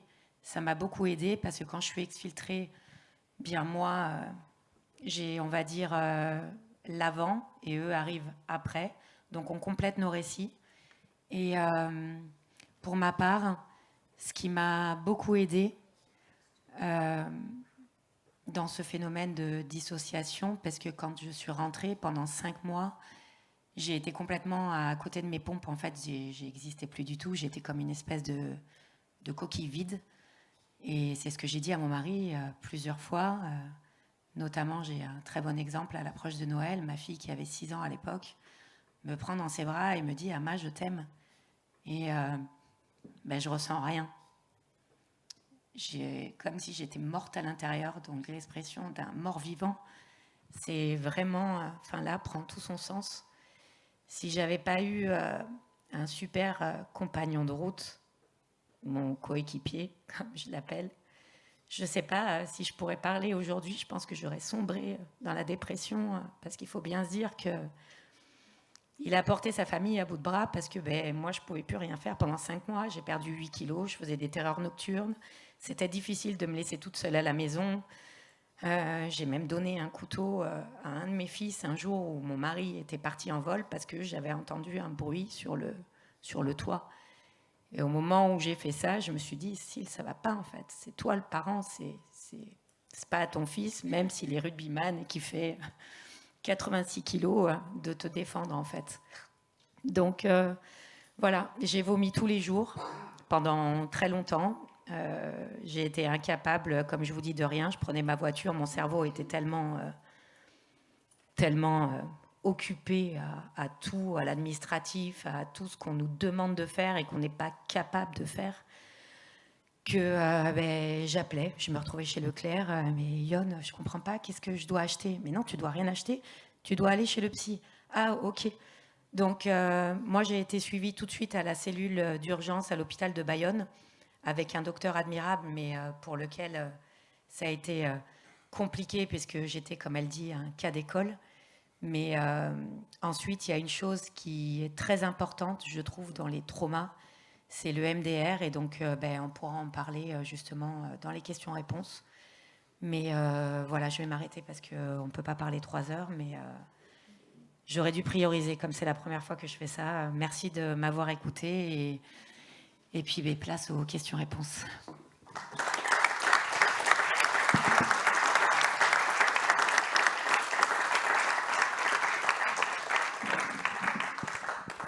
Merci beaucoup Cécile pour ton témoignage. Nous savons que tu as fait un grand effort pour être ici, mais c'est très nécessaire de t'écouter. Je crois que ça va t'aider. Et vraiment merci beaucoup parce que ton témoignage c'est très touchant. Bon, merci bien. Et maintenant c'est le moment de questions, d'interventions. On a plus ou moins 20 minutes, pas plus, pour ça. Donc, c'est à vous la parole, si on vous écoute.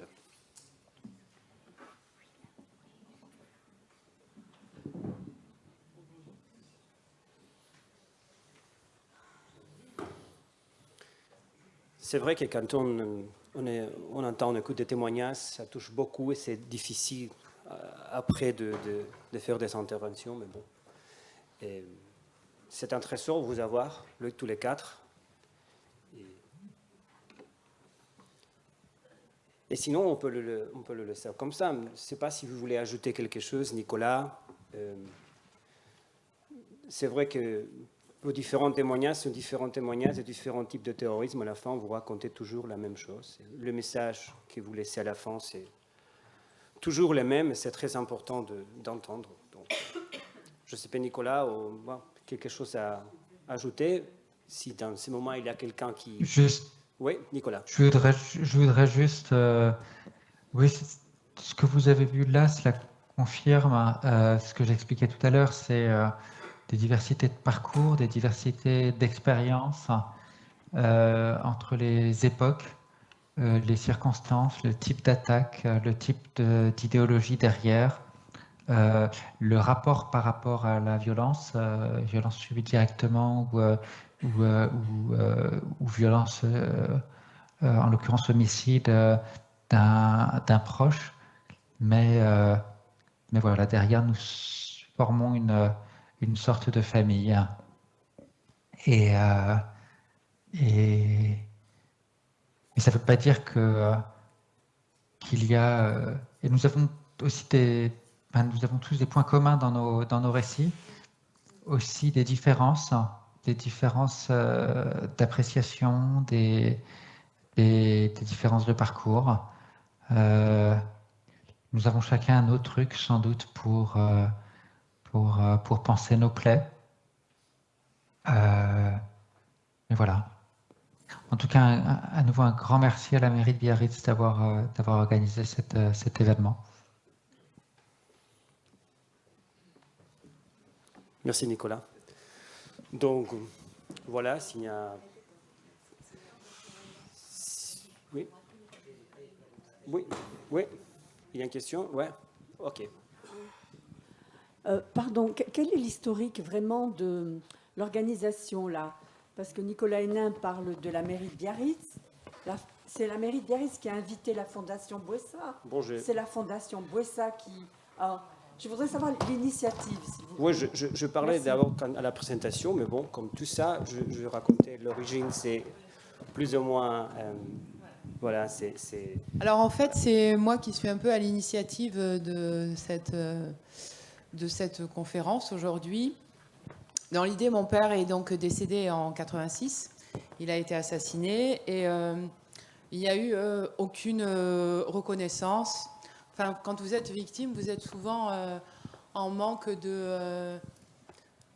vous êtes dans l'anonymat, en fait, quelque part. Vous restez dans ce certain anonymat et c'est vachement difficile à vivre, en fait. Il y a pas vous ne sentez pas de compassion au moment où vous en auriez besoin. Peut-être que j'en avais pas besoin quand j'avais 14 ans, alors que ça m'entourait, mais j'en avais besoin maintenant, quelque chose pour pouvoir aussi expliquer à mes enfants ce qui se passait, ce qui s'est passé, répondre à leurs questions qu'ils n'osaient pas me poser parce que c'était trop douloureux, certainement pour eux, de voir leur maman triste et en parler. Et cette histoire me tient aux tripes, en fait. Hein. Et ma grand-mère, la mère de mon père, s'est déplacée pendant toutes ces années pour aller voir des politiques, pour parler du sujet qui l'a touché, la mort de son fils, où personne n'a pris vraiment cas, puisque personne nous a entourés quand papa est décédé, ni les autorités locales, ni les autorités nationales. D'autant plus que ça impliquait la police espagnole au départ, mais bon, voilà, c'est un sujet quand même super délicat, donc personne ne voulait se mouiller. Et puis, ma grand-mère est décédée il y a 3 ans, et je ne pouvais pas laisser partir ma grand-mère comme ça, sans qu'il y ait autre chose derrière. En fait, j'ai pris le relais quelque part de ma grand-mère pour honorer la mémoire de mon père. Donc je suis allée voir Madame le maire il y a 2 ans de ça, en lui demandant, suite à mon interview avec Eduardo de la Fondation et Raoul du Mémorial de Victoria. Cette interview a été compliquée, mais en même temps révélatrice de cette envie que j'avais de continuer d'honorer mon père. Et du coup, ça m'a donné la force pour prendre un rendez-vous avec Madame le maire, qui m'a reçue il y a 2 ans de cela. Et je lui ai expliqué un petit peu mon parcours. Je lui ai dit, voilà, l'idée de fond, en fait, c'est de venir parler du terrorisme. Pas forcément du terrorisme uniquement local, parce que je veux prendre personne en front, je ne suis pas là pour ça. Mais l'idée, c'est vraiment de parler de ce terrorisme qui nous entoure tous, que ce soit ici, que ce soit en France, que ce soit en Europe, que ce soit dans tout le monde entier, et qui fait des centaines de milliers ou des millions, je ne sais pas, de victimes qui peuvent être aussi de second plan, comme l'a évoqué Nicolas tout à l'heure, ce qui est mon cas, si vous voulez, mais par répercussion, il y a plein de gens qui sont malheureux dans la détresse et dans la douleur et qui ne sont pas du tout écoutés et pris en considération. Et en même temps, quelque part, on ne peut pas avoir de l'empathie peut-être pour tout le monde, mais moi, je demandais ma part, en fait, ici. Et je suis allée voir Madame le maire, je lui ai expliqué. Je lui ai dit que je voulais qu'on fasse peut-être une exposition sur le terrorisme en demandant au musée de Victoria de nous aider, en demandant à Eduardo de venir nous apporter son soutien, Martha de pouvoir venir témoigner ici, que j'avais déjà rencontré. Et Madame le maire a accepté. Voilà, la mise en place a été un petit peu longue au départ, il y a eu 1 an de latence. Et puis l'année dernière, on a fait notre colloque au Radisson qui avait été organisé par Eduardo, entre autres. Et ça a relancé mes pourparlers avec la mairie. J'ai travaillé avec Mathieu, ici présent, Mathieu qui nous m'a beaucoup aidé, qui a donné vraiment le meilleur en fait que j'attendais de cette manifestation, c'est-à-dire pouvoir donner la place aux victimes, pouvoir faire une exposition sur le terrorisme qui parle à tout le monde. Voilà, c'était le but de cette manifestation, pour moi. Merci, c'est plus clair. Merci.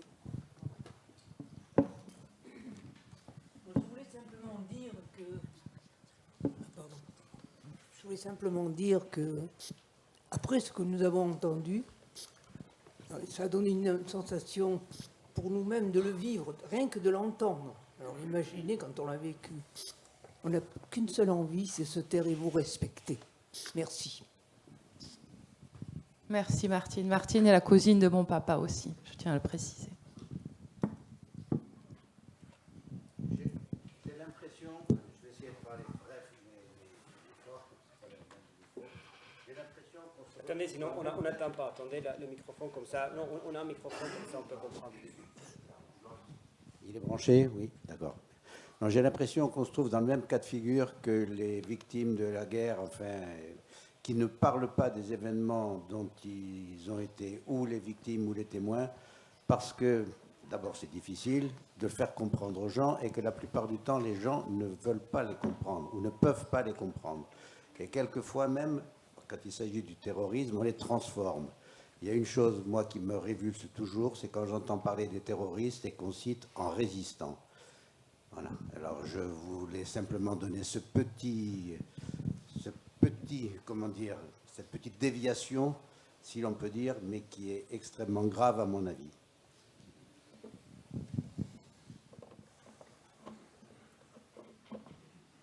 On vous rejoint, monsieur, hein, c'est-à-dire que toutes les victimes, en fait, on a tous, comme disait tout à l'heure Nicolas Hénin, on a eu un petit temps avant la présentation ici ce matin où nous sommes retrouvés avec Cécile et Martha. Et en fait, on a plein de points communs, comme disait Nicolas.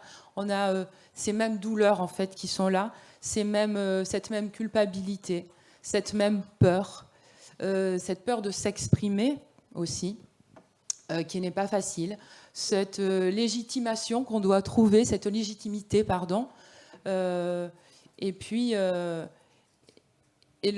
et en fait, nous, on a possibilité de s'exprimer en nous sans avoir à nous justifier, à essayer de convaincre l'autre en face de nous de notre douleur et de notre peine. En fait, on se comprend. Et c'est difficile, c'est vrai, de parler en public et de devoir à nouveau expliquer tout ça. Mais c'est nécessaire. C'est nécessaire justement pour parler de ce terrorisme et de son mode de fonctionnement qui est créé, la terreur. Et à travers tous ces témoignages, on a senti vraiment que la terreur nous a possédés, en fait. Hein. Et c'est important d'en témoigner pour sensibiliser nos jeunes que ce n'est vraiment pas le chemin à choisir que celui du terrorisme.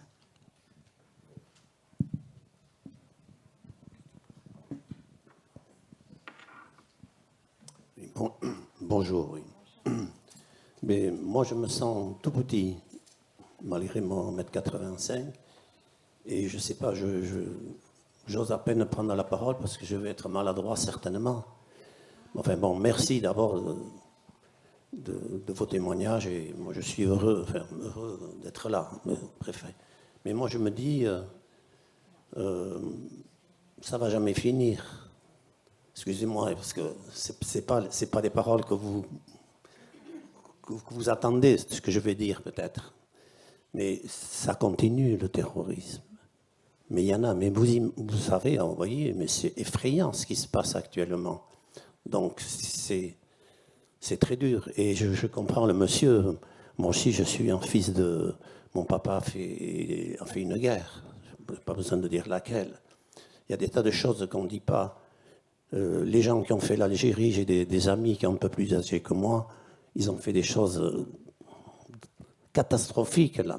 Ils ne veulent pas en parler, des gens d'une bonté pas possible, etc. Donc, bon, c'est pas fini.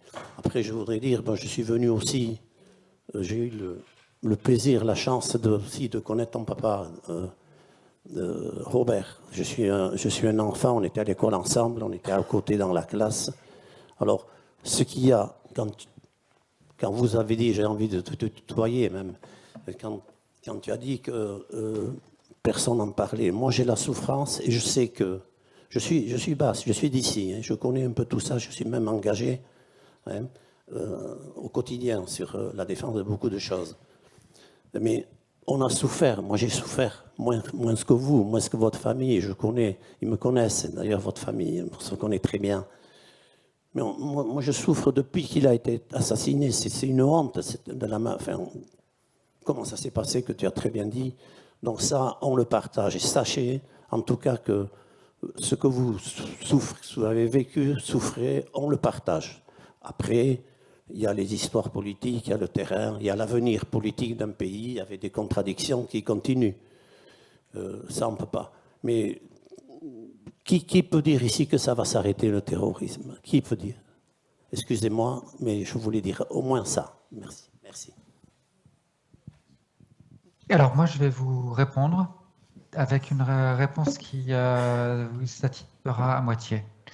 Avec les travaux d'un chercheur américain, l'un des fondateurs de l'histoire du terrorisme, qui s'appelle David Rappaport, qui a défini 5 vagues de terrorisme. Des vagues qui durent à peu près chacune une génération et qui remontent en fait à la période à partir du moment où le monde s'est mondialisé et où on a assisté à des premières tendances transnationales de violence politique. Et la première vague, elle commence autour de 1880 et elle est motivée par de l'anarchisme.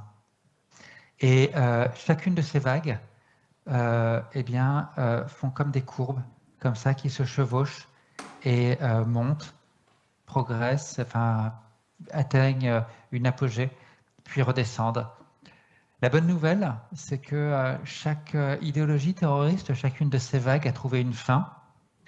La moins bonne nouvelle, c'est que quand les chercheurs en terrorisme étudient les raisons de la fin, eh bien, en général, c'est bien davantage parce que la cause idéologique s'est épuisée, que ces vagues ont connu une fin, que parce que les organismes, notamment étatiques, en charge de lutter contre le terrorisme ont réussi à détruire le groupe ou l'idéologie. La moins bonne nouvelle, c'est que malgré tout, le terrorisme semble une fatalité bien installée dans notre monde et que, à l'image par exemple de la guerre, et qu'il semble aussi vain de dire, d'oser espérer la fin du terrorisme que la fin, disons, de la guerre. Quand bien même chaque vague idéologique, donc chaque idéologie chaque vague de terrorisme, donc chaque idéologie qui sous-tend, on peut très raisonnablement prévoir qu'à un moment donné, elle s'éteindra. Malheureusement, elle sera, une autre idéologie, une autre vague, d'autres groupes viendront prendre la relève. Et malheureusement, il est illusoire de prétendre qu'un jour on pourra vivre dans la sécurité et à l'abri du terrorisme de la même façon qu'on pourrait dire à l'abri de la criminalité ou de la délinquance ou de la guerre, comme je disais plus tôt. Bref, ce sont des fatalités qui ne doivent pas nous faire baisser les bras. Nous avons moyen de décréter ces phénomènes, nous avons moyen d'en réduire et leurs manifestations et leurs conséquences. Donc en jouant à la fois sur les causes, sur les groupes, avec des travaux de prévention, aussi du travail policier, de renseignement, qui permet d'en réduire, de décréter au moins l'action des auteurs, mais aussi en travaillant en aval sur les victimes, en commençant par le tout premier travail, celui des sauveteurs qui interviennent sur place, qui viennent agir pour réduire le bilan d'une attaque. Donc, à tous les niveaux, on a moyen d'agir, mais en fait, c'est la conclusion d'ailleurs de mon livre Comprendre le terrorisme, que l'objectif de chercher à réduire, à éliminer le terrorisme ou voir un groupe terroriste est sans doute excessif ou manque de modestie. En revanche, l'objectif qui devrait être poursuivi par les pouvoirs publics, c'est de maintenir notre capacité de résister aux attaques terroristes le plus au-dessus possible que la capacité des terroristes à agir, et des groupes terroristes à agir. Si les groupes ont plus de capacité d'agir que nous, on a de capacité à encaisser les attaques, là on a un vrai problème. Il faut que notre capacité à encaisser les coups qui nous sont portés reste bien au-dessus de la capacité de nos adversaires, qu'ont nos adversaires à nous frapper. Donc voilà, il faut maintenir un écart entre ces courbes. Ok, merci Nicolas. Une dernière intervention parce que c'est 1h moins l'écart. Donc voilà, il y a un monsieur là. Oui, voilà. Bonjour. Je voulais d'abord peut-être répondre, d'abord vous dire à quel point, en tout cas la mienne, mais de tout le monde ici, notre empathie avec les récits qui ont été bouleversants.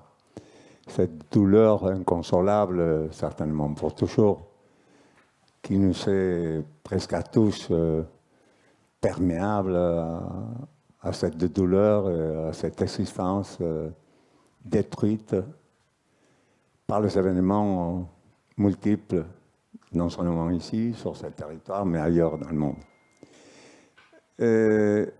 À Nicolas, je voudrais lui dire, pour répondre à ce monsieur aussi, est-ce que les terroristes n'est pas toujours l'autre? Depuis que l'histoire est histoire, depuis que la reste, depuis Athènes, depuis toujours. Est-ce que les terroristes n'est pas toujours l'autre? Deuxième question, inclus dans la question, est-ce que les combattants de la guerre d'Algérie étaient des terroristes ou étaient des résistants? Pour les Algériens, ça a été des résistants. Je connais, vous aussi, mieux que personne, des dizaines, pour ne pas dire des centaines, de résistants terroristes qui sont devenus premiers ministres et qui sont devenus présidents de la République et qui sont devenus des grands dirigeants, qui sont devenus même prix Nobel de la paix. Je pourrais en citer quelques-uns, et ça serait de trop, mais des grands terroristes sont devenus des dirigeants.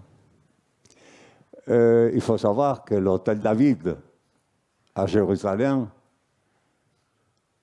a laissé 350 Britanniques par terre avec une équipe intelligente, décidée, combative et résistante, des Juifs qui sont fait sauter l'hôtel Roi David parce que les Anglais occupaient un territoire qu'ils considéraient qu'il n'était pas. Je crois que si on veut non seulement comprendre le terrorisme, qui serait certainement indispensable, il faut essayer de comprendre non seulement les causes de ce mécanisme, mais surtout les conséquences. On les connaît, sont atroces, explicables, je ne sais pas, mais en tout cas sont insupportables pour tous. Mais les terroristes, depuis toujours, depuis que l'humanité existe, depuis que les conflits existent, partout à travers le monde, c'est l'autre. C'est celui qui est en face. Pour répondre à la question de cet homme qui est derrière moi et qui a posé une question intéressante, c'est-à-dire comment confondre les résistants avec les terroristes ou les terroristes avec les résistants. Est-ce que les deux premiers officiers allemands exécutés dans le métro de Paris par de jeunes communistes étaient des résistants français ou des terroristes? Les Allemands les ont considérés comme des terroristes et ils les ont pendus comme tels. Et la France, aujourd'hui, les honore comme des grands résistants. C'est-à-dire, la résistance est toujours... Je voudrais juste revenir là-dessus. Ça en a fait une très grande phrase qui fait Flores, les terroristes des uns sont les résistants des autres, etc. etc. En l'occurrence, l'exemple que vous venez de citer avec le cas que vous venez de citer avec la résistance française, moi je vois une différence fondamentale entre frapper des militaires étrangers occupant un pays et venir frapper des cibles civiles dans un cadre pacifique et de façon aléatoire, de façon arbitraire. On ne peut pas dire cela. Alors oui, après, il y a deux vrais enjeux mais malheureusement, on arrive à la fin et c'est dommage d'aborder ce sujet si tard. De vrais enjeux de définition, notamment lorsque le terrorisme accompagne une cause de libération nationale et vient accompagner la création d'un pays. Plusieurs pays ont été créés dans des circonstances, accompagnés par des luttes de libération nationale avec du terrorisme. Vous avez cité Israël, vous avez cité l'Algérie. La guerre d'Algérie est une situation. Et il y en a eu d'autres. La guerre d'Algérie a été un cas particulièrement complexe puisqu'on a eu des groupes terroristes des deux côtés. À la fois, le FLN était à la fois un groupe de libération nationale donc légitime de ce point de vue-là, mais qui a aussi pratiqué le terrorisme. On a eu côté français également l'OAS. Mais bon, on est les débats sont complexes, les questions de définition sont très complexes, et malheureusement, la contrainte du temps rend compliqué de tout aborder. Okay. Mais la vraie différence entre un terroriste et un résistant, c'est le choix de sa cible et les circonstances de son attaque. C'est la différence entre une attaque dans le cadre d'une lutte ou dans le cadre contre des cibles civiles arbitraires. Ok, je crois que c'est très bien finir avec l'intervention de Nicolas, qui est ici pour témoigner Et merci pour vos interventions. C'est vrai que le débat peut durer encore plus, mais on était ici aujourd'hui pour écouter les victimes, c'est ça. Je vous remercie à vous tous pour être aujourd'hui ici. On remercie Véronique, Martha, Nicolas et Cécile.